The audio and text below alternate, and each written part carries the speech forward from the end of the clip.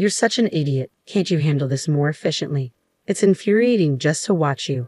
The harassment from my sister-in-law, Michelle, escalated day by day, even starting to interfere with my work from home. But I didn't let it break me because there was a job I desperately wanted to complete. My name is Amanda Smith, 29 years old, working as a contract employee for a certain company. I live modestly with my dad, who takes over the household chores to relieve my busy schedule. He races through life without a break, raising me on his own. Gradually, I wanted to ease his burden a bit. When I was still in elementary school, my dad placed his large hand on my head and said, "You don't have to try so hard with the housework. Use your time as you like. That makes me happier." Dad was always kind and generous, no matter how tired he was. Secretly, I wished for his happiness. I hoped Dad would find great happiness someday. This small wish came true a few years ago when Dad's new wife, Barbara, entered our lives. Barbara, with her daughter Michelle, moved into the house where Dad and I lived.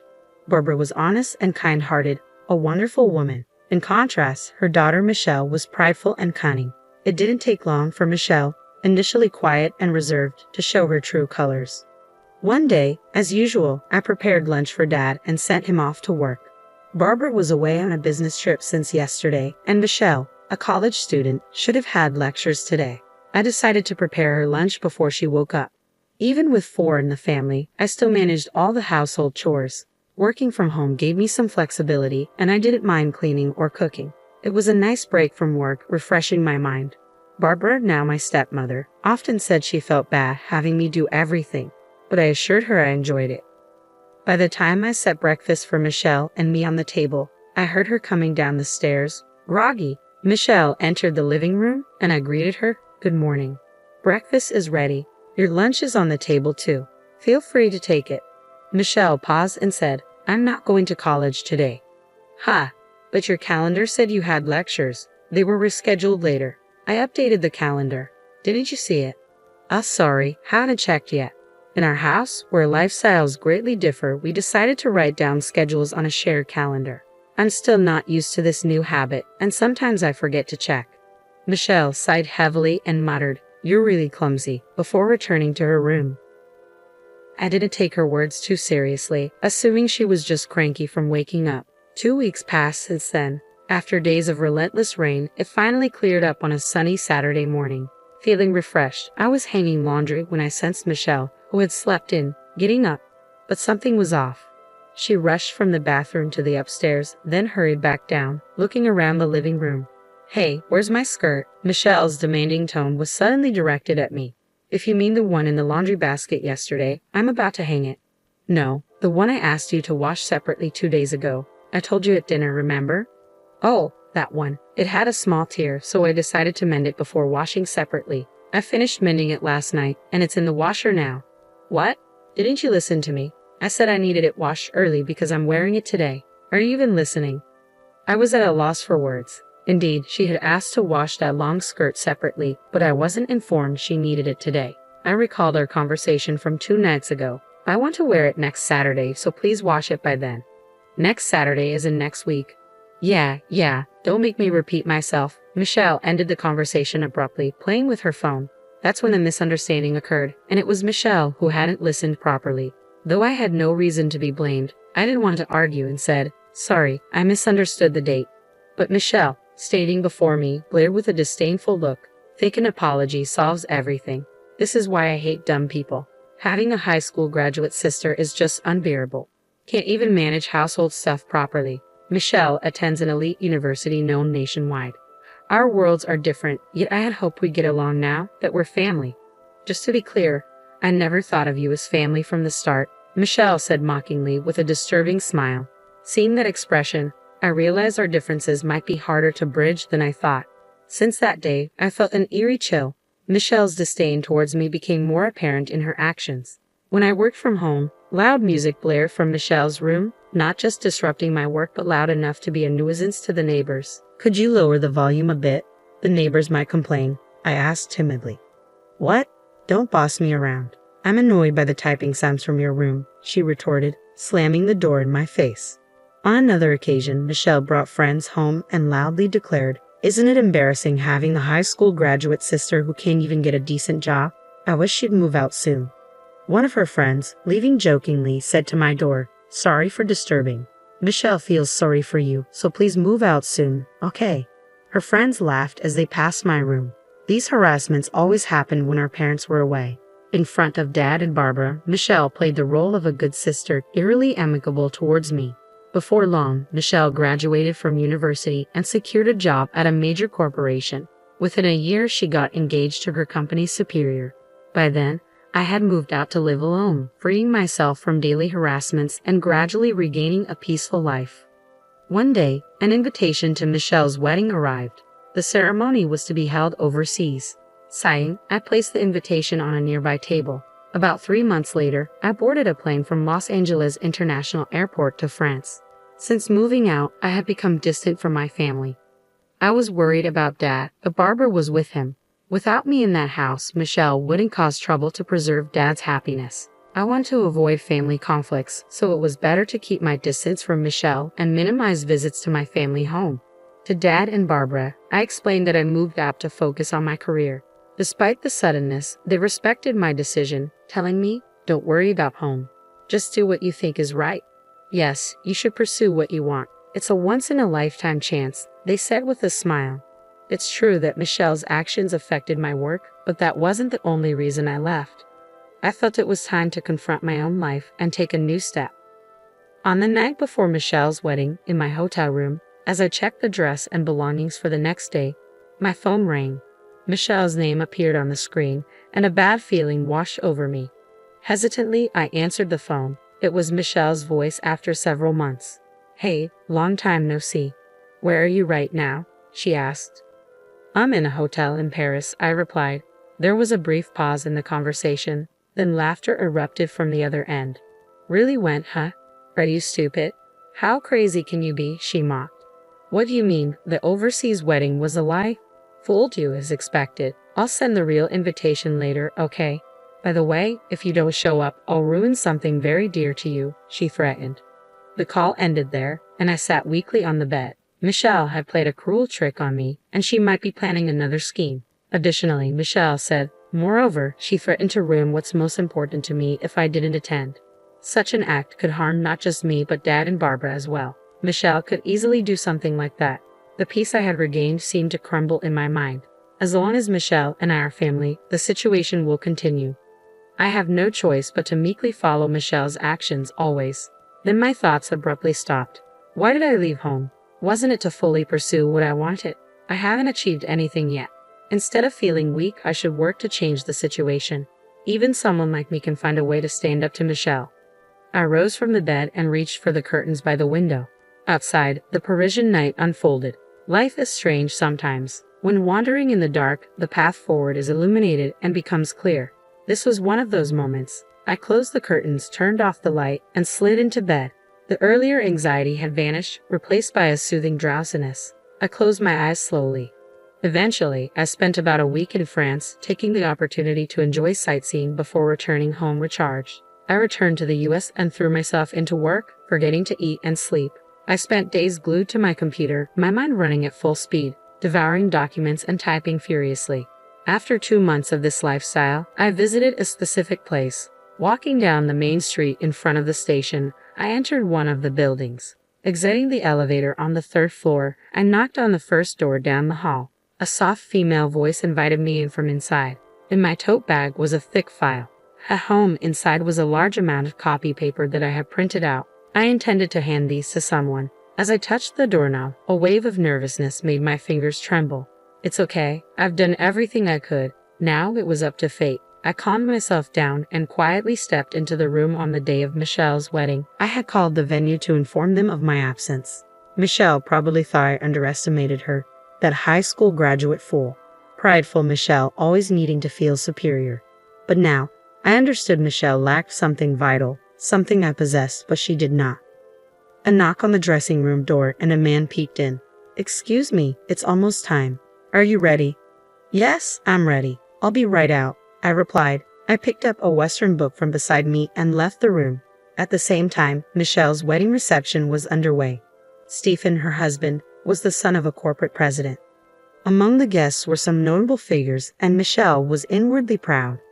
While everyone enjoyed the grand food and friends' performances, a man discreetly approached Stephen. After whispering something, Stephen said to Michelle, "Amanda isn't coming today. She appeared on TV. Did you know?" Michelle was taken aback, clueless. Looking towards the guests, she noticed some commotion among Stephen's invitees.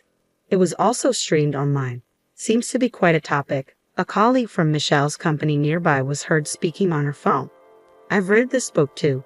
Just released last month, and already going for a reprint. It's a foreign sci-fi novel. The author passed away long ago, but it turns out it's written by a globally renowned scientist," someone started saying. Online, another colleague at the same table mentioned, "That's the one that's been trending on social media recently, right? It's got futuristic predictive scenes, and a friend told me it's interesting." A translator named Amanda Smith. "She was on a show today." Now, Amanda Smith, isn't that Michelle's sister-in-law's name? Hearing this, Michelle immediately opened her mobile phone. A search on her timeline brought up my name. The top article read, "Historic Scientist's Posthumous Work Discovered. Interview with translator Amanda Smith on her encounter with the book."